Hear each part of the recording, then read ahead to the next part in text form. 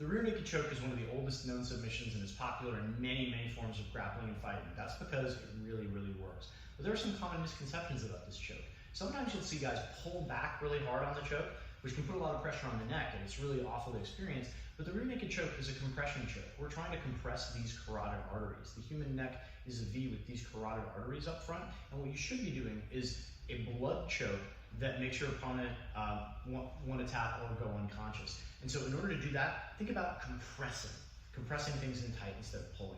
So I'm going to show the rear naked choke.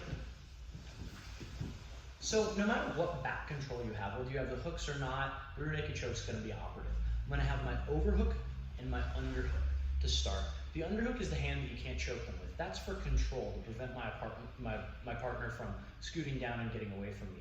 The overhook is the one that's the threat. So when I do my back control, I want to have my overhook hand covered by my underhook hand. The reason for that is if Dave tries to peel my top hand now, I can choke him with one hand. And yes, that's possible, and in fact pretty common in grappling these days. If I have that wrong and Dave peels my top hand, now I've just lost my choking threat. So small detail, but one that makes a big difference. I want to have my chin on his shoulder so I'm nice and tight to him. When I'm ready to do the rear naked choke, this hand's going to come out and go palm up, and I come palm to palm. I'm going to use this grip as a ratchet to get my elbow in front of Dave's chin. There are variations of chokes where you can choke him with your forearm, which is a trachea choke, and it's really terrible, but it doesn't have the, and it hurts way worse, but it's not as effective in terms of making your partner go to sleep. So for the rear naked choke, you want your elbow directly in line with the chin.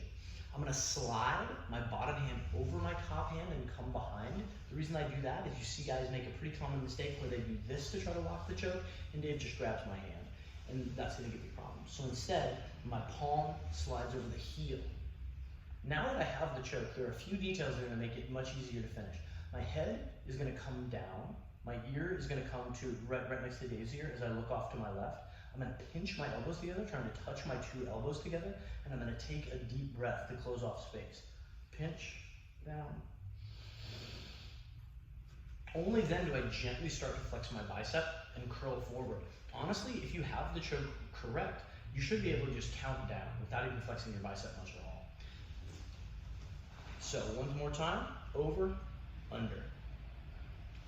My underhook hand comes out and goes palm up, connecting to my overhook hand. Use it like a ratchet to get your elbow in line with the chin. Slide behind. This hand isn't doing much work, it's just locking the choke in place. I'm touching my bicep over here and my shoulder on the far side. My head comes down, my elbows pinch together. I take a deep breath. And now all I need to do is do a little compression, like a little ab crunch forward. And I don't even need to flex my bicep in order to finish that choke.